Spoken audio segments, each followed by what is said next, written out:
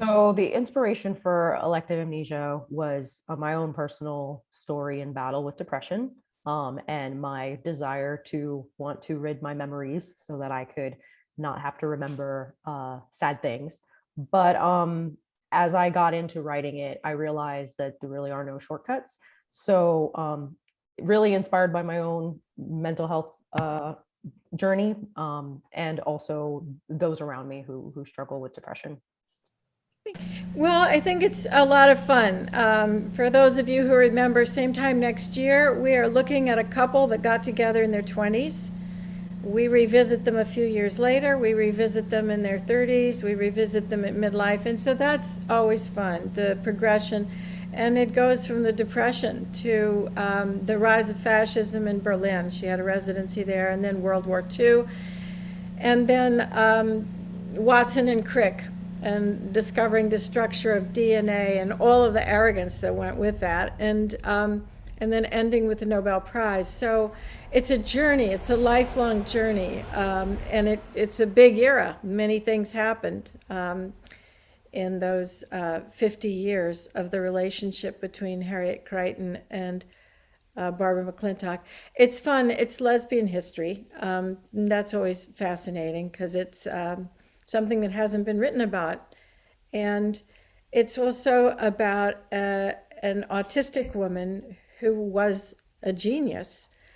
And it's also really on point about biodiversity, human arrogance. As soon as we discover something, that's all there is to it. And she was always mindful of how very little we know and how very wise just the cell is, that it can repair itself. And she was a real proponent of reverence for nature in an era when the bomb was being built and corporate rating of the environment was unchecked. And I feel like her story is tremendously important today. And So I think one of the things I want people to think about is, I guess, morality of kind of going back to what Carolyn was saying about our arrogance when it comes to science. So the morality of when we're trying to quote unquote play God, and what that entails, and also questioning, not questioning our own memory, but the emphasis that we place on certain memories. In the story, the main character begins to question whether or not she remembers things accurately. And memory is one of those things that we know a little bit about, but we don't know exactly how everything comes together. We also know that we have false memories. So it's one of those things that, how much emphasis are we putting on our own feelings about memory, and what does that mean in our current social circle? How does how we relive our past affect the people around us? oh gosh, I guess just do it. The two best pieces of advice ever given to me were write every day and finish everything that you started, even when you realize it's fatally flawed. You will learn something finishing and polishing your failures, even when you realize, and sometimes it turns out it's a good play, but a lot of times it really is not. But if you make yourself finish everything you start, you will learn things that you will never learn when you walk away from projects, because you realize that you didn't think it through or whatever.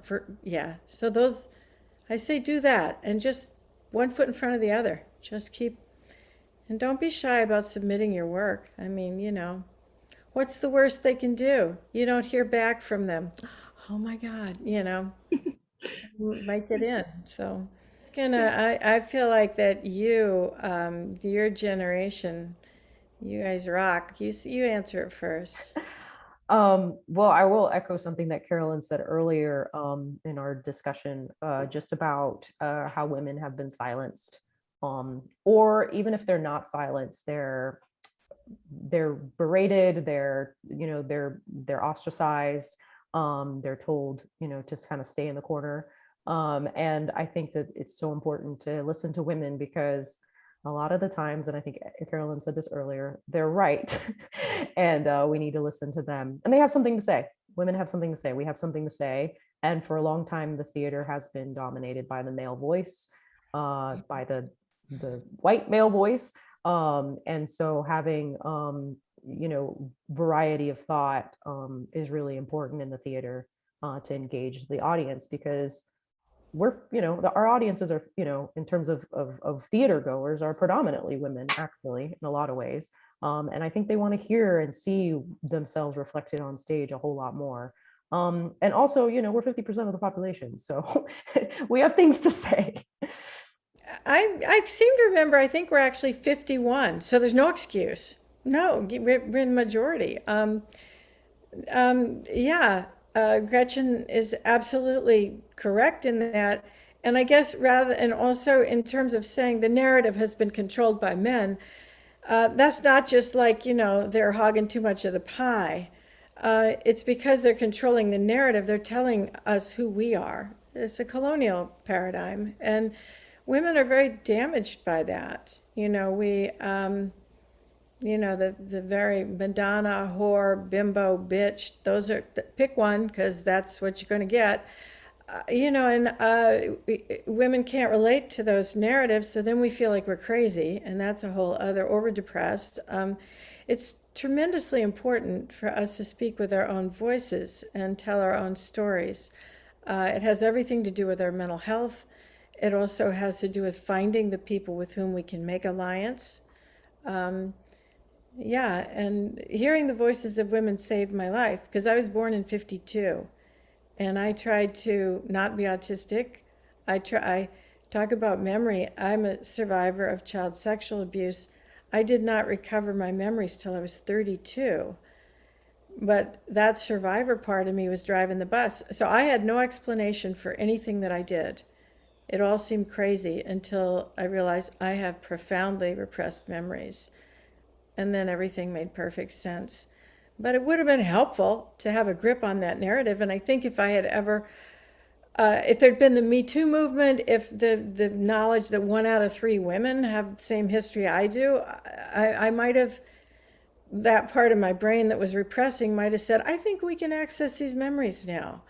It wasn't really until I had strong feminist support that suddenly I woke up like, oh my God, my life is nothing like what I thought it was. And that's when I began to write. And I think if I had never gotten my memories, I would never have written.